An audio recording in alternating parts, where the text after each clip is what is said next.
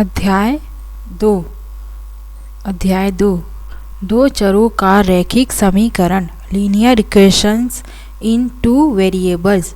Variables means चर, दो चर, टू वेरिएबल्स का क्या पढ़ेंगे इस अध्याय में। समीकरण चर संख्या मतलब x, y, z आदि के रूप में जो संख्या लिखी होती है उन्हें चर संख्या कहते हैं। इसके बारे में हमने पिछले कक्षा में कुछ पढ़ा है।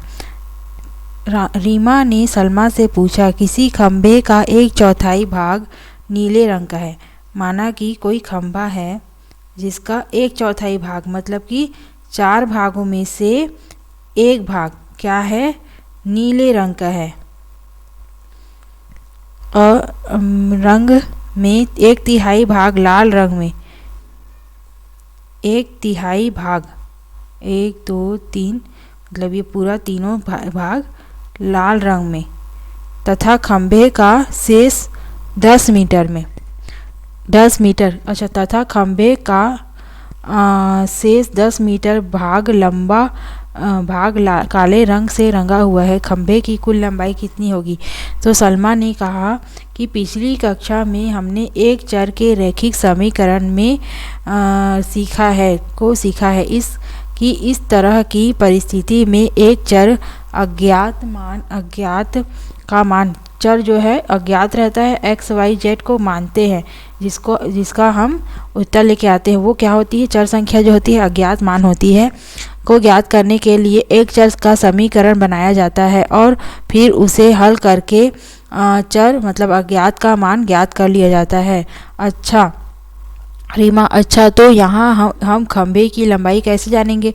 सलमा, यदि खंभे की कुल लंबाई को मीटर मान ले, को x मीटर मान ले, अगर खंभे की कुल लंबाई को x मीटर मान ले तब खंभे के नीले भाग की लंबाई हो गई, नीले भाग का क्या बोला था? 1/4 मतलब कि x/4, x/4 मान लेंगे, 1/4 मतलब कि 1/4 और कुल लंबाई मान लेते हैं x, तो खंभे का नीले भाग का क्या हो जाएगा? नीले भाग की लंबाई x/4। खंभे के लाल भाग की लंबाई 1/3 है बोल रहा था ना, तो 1/3 मतलब x/3, क्योंकि खंभे की कुल लंबाई हमने ना माना है x। खंभे का काला भाग है 10 मीटर जो कि दिया हुआ है, अतः खंभे की कुल लंबाई बराबर नीले रंग की लंबाई धन लाल रंग की लंबाई धन काले भाग की लंबाई, नीले भाग की लंबाई धन लाल भाग की लंबाई धन काले भाग की लंबाई, सबको जोड़ देंगे। x/4 प्लस x/3 प्लस 10, सबको जोड़ने पे 3x प्लस 4x प्लस 120/12 आया। अब ये 12 इधर जाके गुणा हो जाएगा। 12x = 7x प्लस 17, 3 प्लस 4 मतलब 7x, और ये 7x इधर आके x वाले पद एक तरफ और अचर पद एक तरफ करने से, चर पद एक तरफ और अचर पद एक तरफ करने से ये प्राप्त हुआ 12x माइनस 7x, तो = आ गया 5x = 120।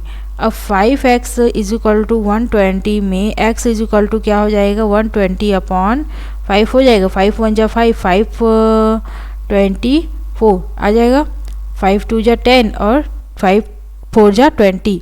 तो फिर उसके बाद क्या आ गया? 24 मीटर x का मान, मतलब कि खंभे की कुल लंबाई हमने माना था किसको? x को माना था पहले, माना कि मैं x को खंभे की x मीटर बराबर खंभे की पूरी लंबाई मानी थी x मीटर, x का मान कितना आया है? 24 मीटर। तो खंभे की कुल लंबाई क्या प्राप्त हो गई? 24 मीटर। आगे अर्थात खंभे की कुल लंबाई 24 मीटर है, 24 मीटर है। क्या आप बता सकते हैं कि खंभे के नीले व लाल भाग की लंबाई कितनी होगी? सलमा और रीमा ने बातों बातों में कुछ और प्रश्नों का हल करके देखा। अच्छा, खंभे के लाल भाग व नीले भाग की लंबाई क्या होगी? आप बता सकते हैं क्या? खंभे के लाल भाग की लंबाई क्या थी? 1/4 बराबर x/4। x का मान आया है 24/4, 4 × 4 4 5 4 × 4 14, 4 12 4 16 4 20 4 24, 4 6 24, तो 6 मीटर हो जाएगी लाल भाग की लंबाई और जो नीले भाग की लंबाई कितनी हो गई 6 मीटर, और लाल भाग की लंबाई है 1/3, मतलब कि x/3 बराबर x का मान है 24/3। 3 7 21, 3 8 24, 8 मीटर। 8 मीटर हो गई किसकी लंबाई, लाल भाग की लंबाई। सलमा और लीमा ने कुछ और भी प्रश्न हल किए। उदाहरण 1, सलमा, मेरे अंक तुम्हारे अंक से 2 अधिक है और दोनों के अंकों का योग 14 है, तो हम दोनों के कितने कितने अंक होंगे।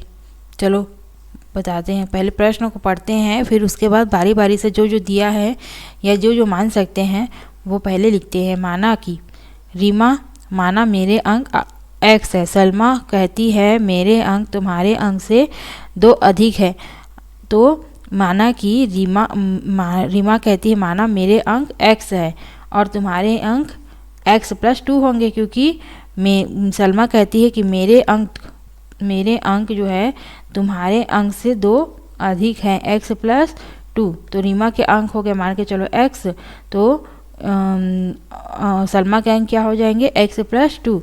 दोनों के अंकों का योग मतलब कि x+2 + x = 14 है ना। दोनों के अंकों का योग क्या है 14 है, ये दिया हुआ है।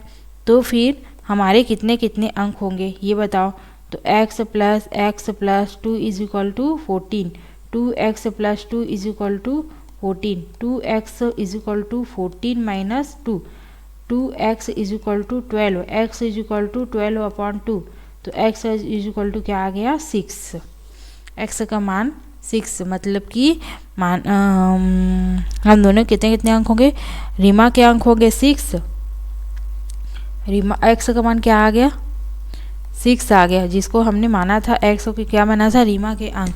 और सलमा के अंक क्या है रीमा से 2 अधिक, x+2 = कितना होगा, x की जगह में 6 + 2 = 8।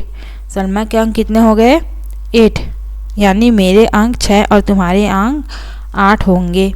ऐसे ही उन्होंने कई सवाल किए, नीचे कुछ सवाल और उनके हल हम यहाँ दे रहे हैं। उदाहरण 2, नीचे एक त्रिभुज के प्रत्येक अंतःकोण की माप क्या होगी। अच्छा, एक त्रिभुज दी हुई है जिसके अंतःकोण मतलब कि अंदर में जो कोण बन रहे हैं उसकी माप क्या होगी। पहले ये बताओ कि त्रिभुज के तीनों कोण का योग होता है 180। कोण A धन कोण B धन कोण C = 180, और सब कोणों का मान दिए हुए। कोण A का मान x, कोण B का मान x अंश प्लस 40 अंश और कोण C का मान दिया हुआ x अंश प्लस 20 अंश। तो इस सूत्र में रख देंगे एक कोण A, तीनों अंतः कोणों का योग कितना होता है 180 अंश। तीनों कोण का मान यहाँ पे रख देंगे, कोण A का मान, कोण B का मान, कोण C का मान। उसके बाद ब्रैकेट ओपन करके सॉल्व करेंगे, x का मान ज्ञात करेंगे तो हमें प्राप्त हो जाएगा कि सभी अंतः कोणों का मान क्या क्या है। ठीक है, क्या करेंगे x + 40 + x + 20, तो ब्रैकेट ओपन करने पे तीनों x को जोड़ने पे 3x और 40 + 20 = 60। 3x = 180 - 60 = 3x = 120, x = 40। अतः दिए गए त्रिभुज के प्रत्येक अंतः कोणों की माप क्या क्या है। a = है x का मान क्या है 40। b = क्या दिया हुआ है b कोण का मान, कोण B का मान, कोण A का मान होंगे ना। कोण B का मान है x + 40, x का मान कितना मिला है 40 + 40 = कोण A का मान हो गया 80 है ना। कोण B का मान क्या हो गया 80।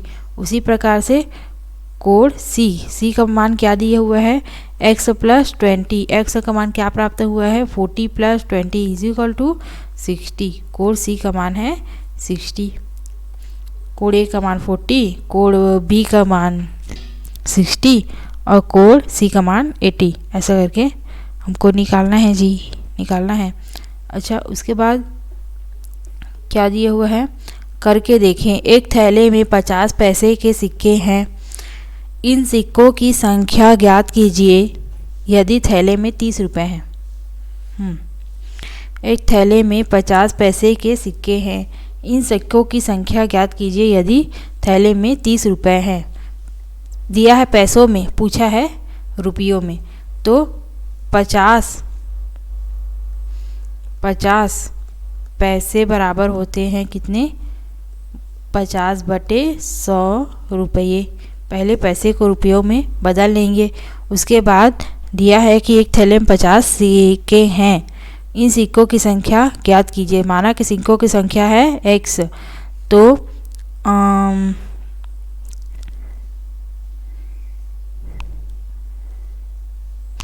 थैले में है 30 रुपये। थैले में कितने रुपए हैं? 30 रुपये हैं। तो 50 पैसे के सिक्के हैं, 50 पैसे के सिक्के हैं, 30 रुपये हैं। तो 50 पैसे के सिक्के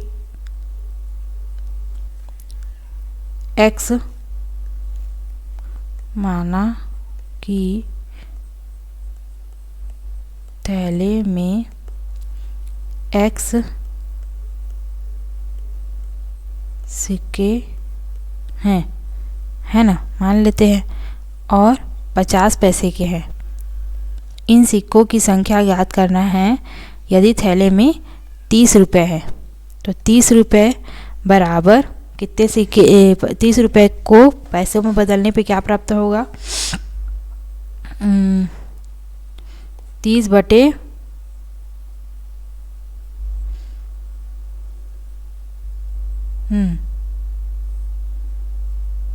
30 गुणित 2। 30 रुपये के 30 रुपये हैं, सिक्कों में बदलेंगे, पैसों में बदलेंगे तो 60 सिक्के हो जाएंगे। थैले में कुल कितने सिक्के हो जाएंगे? 60 सिक्के, क्योंकि 30 रुपये को पैसे में बदलेंगे तो गुणित 2 करेंगे, और 30 रुपये के कितने सिक्के? 50-50 के हो जाएंगे, 60 सिक्के। 60 सिक्के जो कि 50-50 पैसे के हैं। एक समकोण त्रिभुज के एक कोण का माप है, एक समकोण त्रिभुज के एक कोण का माप है, तो दूसरे कोण का माप ज्ञात कीजिए। एक समकोण त्रिभुज के एक कोण का माप क्या है? एक समकोण त्रिभुज मतलब कि एक कोण उसका क्या हो जाएगा? 90 डिग्री। एक कोण का माप है तो दूसरे कोण का माप ज्ञात कीजिए।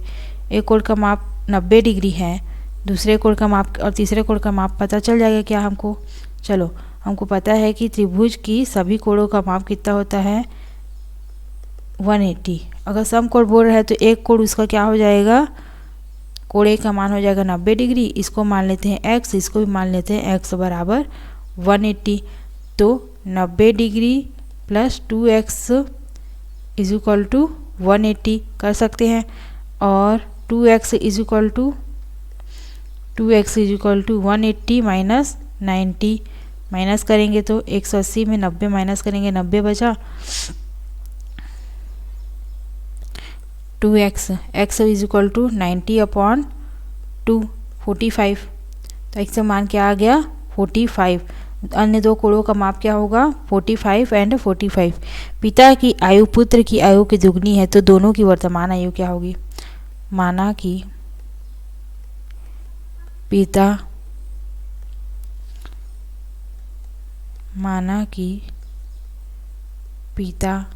की आयु है x और पुत्र की आयु मान लेते हैं y है। x है पिता की आयु और पुत्र की आयु मान लेते हैं y है। तो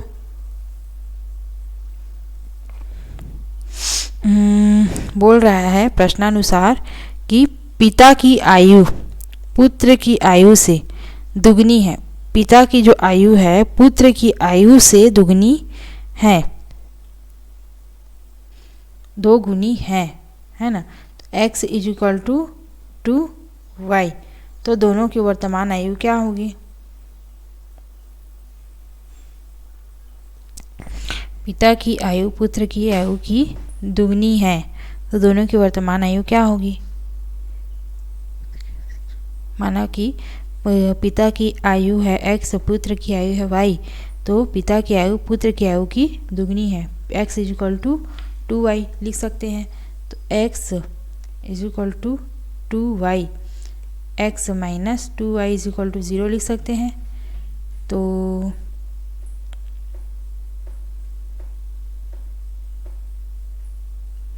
दोनों की वर्तमान आयु क्या क्या होगी, x और y का मान यहाँ पे हमें ज्ञात करना है। चलो समीकरण बनाना सीखते हैं। सलमा और रीमा ने कुछ ऐसे सवाल पर भी चर्चा की। मेरे बैग में 50 पैसे के एक सिक्के हैं, 50 पैसे और 1 रुपए के सिक्के हैं, 50 पैसे और 1 रुपए के सिक्के हैं। मेरे बैग में कुल 100 सिक्के हैं, तो 50 पैसे और 1 रुपए के कितने कितने सिक्के हैं। यहाँ पर दो अलग अलग प्रकार के सिक्के हैं और उनकी संख्या अलग अलग है। हमें दोनों ही पता नहीं है, अतः दोनों की संख्या को अज्ञात द्वारा दर्शाया होगा। अतः हम 50 पैसे के सिक्कों की संख्या को x तथा 1 रुपए के सिक्कों की संख्या को y मानेंगे। चलो हम जानते हैं कि बैग में कुल सिक्कों की कितनी संख्या है, 100 है, यानी x plus y is equal to 100 है। 50 पैसे के और 1 रुपए के सिक्के दोनों मिला करके 100 सिक्के हैं, लेकिन हम अभी यह नहीं बता सकते कि दोनों प्रकार के सिक्कों की संख्या कितनी कितनी होगी। इसी प्रकार के कुछ और उदाहरण देखें जिनमें समीकरण तो बनता है लेकिन उनके हल का पता नहीं चल पाता। चलो उदाहरण 3, कुछ हिरणों और कुछ सारस पक्षी के 2 पैरों की कुल संख्या 180 है। कुछ हिरणों और कुछ सारस पक्षी के पैरों की कुल संख्या कितनी है, 180 है। माना हिरणों की संख्या क्या है, x है, पक्षियों की संख्या है y। चूँकि एक हिरण के 4 पैर होते हैं अतः हिरणों के पैरों की संख्या होगी 4x। चूँकि एक सारस के 2 पैर होते हैं इसलिए सारस के पैरों की संख्या होगी 2y, 4x और 2y। कथन के अनुसार हिरणों के पैरों की संख्या, कुछ हिरणों और कुछ सारस के पैरों की संख्या कुल संख्या है 180। हाँ, तो दोनों के पैरों की संख्या का योग है 180। 4x plus 2y plus is equal to 180, ये समीकरण बन गया। उदाहरण 4 दिया हुआ है। एक कॉपी के 2 पेंसिल, एक कॉपी और 2 पेंसिलों की कीमत है 45 रुपये। माना एक कॉपी की कीमत इज इक्वल टू x रुपये। अच्छा, समीकरण बनाना सीख रहे हैं। एक कॉपी और 2 पेंसिलों की कीमत है 45 रुपये। माना कि एक कॉपी की कीमत है x रुपये, तो एक पेंसिल की कीमत है y रुपये। एक कॉपी की कीमत धन 2 पेंसिलों की कीमत, एक कॉपी की कीमत मतलब x, 2 पेंसिल मतलब कि 2y इज इक्वल टू 45 दिया हुआ है। अब निम्नलिखित कथनों के समीकरण बनाकर पता करने की कोशिश करें। किन्हीं 2 संख्याओं का योग 8 है। कोई 2 संख्या x मान लेते हैं, पहली संख्या दूसरी संख्या y, दोनों का योग करेंगे तो 8 है। ये एक समीकरण बन गया। शशांक और उसके पिता, दूसरा शशांक और उसके पिता की आयु का अंतर 30 है। शशांक की आयु है x और उसके पिता की आयु है y, दोनों के अंतर क्या है, 30 वर्ष है। तीसरा क्वेश्चन है, एक थैले में 1 रुपये व 5 रुपये के 100 सिक्के हैं। एक थैले में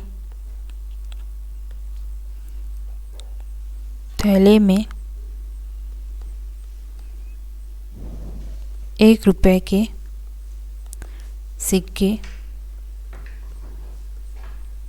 मान लेते हैं x है और 5 रुपये के सिक्के मान लेते हैं y है। तो 5 रुपये के सिक्के y हैं, के 100 सिक्के हैं। दोनों के सिक्कों की कुल कितना बताया है कि 100 हैं, लेकिन वो अलग अलग से नहीं बताया कि कितने हैं। 1 रुपये के सिक्के को माना है x, 5 रुपये के सिक्के को माना है y, प्लस इस दोनों का योग करके 100 सिक्के उस थैले में टोटल है। लेकिन 1 रुपये के कितने सिक्के हैं और 5 रुपये के कितने सिक्के हैं ये अलग से यहाँ पे नहीं बताया है। समीकरण क्या बन जाएगा, x plus y is equal to 100। एक दुकान में 3 पेन व 4 कॉपियों का मूल्य 105 रुपये है। माना कि पेन का मूल्य है x और कॉपी का मूल्य है y, तो 3 पेन का मूल्य कितना हो जाएगा, 3x, और 4 कॉपी का मूल्य कितना हो जाएगा, 4y। और क्या बोल रहा है, दोनों का मूल्य टोटल बोल रहा है 105 रुपये है। तो 3x plus 4y is equal to 105। उसके बाद है, किसी स्थान पर कुछ मुर्गियां व कुछ गायें हैं जिनके पैरों की संख्या 60 है। कुछ मुर्गियों की संख्या को मान लेते हैं x और कुछ गायों की संख्या को मान लेते हैं y, दोनों के पैरों की संख्या। अच्छा, मुर्गियाँ कितनी हैं, मान लेते हैं मुर्गियाँ कितनी हैं x, और माना कि गाय कितनी है y। गाय को क्या माना है, माना कि गाय है, मुर्गी है x, और माना कि गाय है y। और मुर्गियों के पैरों की संख्या कितनी होती है, कि पैरों की संख्या कितनी होती है, कितने पैर होते हैं उसके, 2। तो मुर्गियाँ कितनी है x, तो 2x हो जाएगा। और गाय के पैरों की संख्या कितनी होती है, 4, तो 4y। बोल रहा है कि किसी स्थान पर कुछ मुर्गियाँ और कुछ गायें हैं जिनके पैरों की संख्या 60 है, तो दोनों के पैरों की संख्या को जोड़ देंगे 2x + 4y = 60। ये हो जाएगा समीकरण। इसी प्रकार से समीकरण को हम बनाना सीखते हैं। ऊपर समीकरण को ऊपर के उदाहरणों में, अब पढ़ेंगे ऊपर समीकरण। ऊपर के उदाहरणों में हमने परिस्थितियों के समीकरण से समीकरण तो बना लिए, लेकिन उनके हल नहीं बता पाए। अब हम निम्नलिखित परिस्थितियों पर चर्चा करते हैं। अब हम उनके हलों के बारे में पढ़ेंगे आगे के वीडियो में, उनके कैसे हल करते हैं। समीकरण तो बनाना हमने सीख लिया, अब उस समीकरण को हल करना और उस समीकरण से आलेख कैसे बनाते हैं, उसे ग्राफ पर कैसे उतारते हैं, उस समीकरण को बिंदुओं की सहायता से, शून्याङ्कों की सहायता से, उसको हम आगे की वीडियो में देखेंगे।